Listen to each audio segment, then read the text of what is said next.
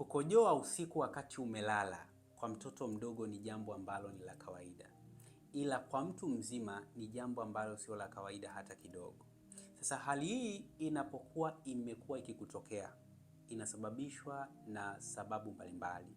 Kwanza kuna sababu za kimwili, kuna sababu za kisaikolojia na kuna sababu za kiafya. Hivi vyote vinaweza kusababisha hali hii ikakutokea kwa mtu mzima. Okay? Inapotokea una magonjwa kama vile kisukari, una tezi dume, changamoto hii kutokea ni jambo ambalo ni la kawaida. Lakini pia mwanaume unapokuwa na changamoto ya kisaikolojia, yani kiakili, okay? Kuna uwezekano wa hali kutokea wakati unapokuwa umelala, okay? Lakini pia changamoto hii inaweza kusababishwa na matatizo ya kibofu cha mkojo. Una magonjwa ya vidonda kwenye kibofu au una changamoto ya pressure kwenye kibofu cha mkojo, kuna uwezekano wa changamoto hii kutokea. Sasa nini kifanyike ili kudhibiti hali hii?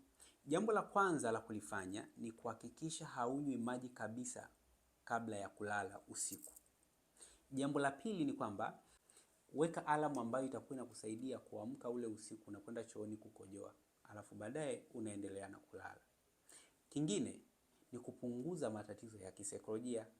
Acha kuwa na msongo wa mawazo. Okay? Kwa sababu hii pia ni moja sababu kubwa inaweza kupelekea changamoto hii kutokea.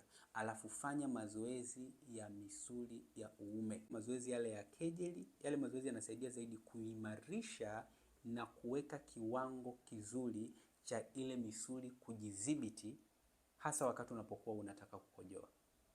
Kwa hiyo ukifanya haya mambo kwa mwendelezo, yatakusaidia na utarudi katika hali yako ya kawaida. Ukiona bado hali yako inazidi kuwa mbaya, basi chukua namba kwenye bio.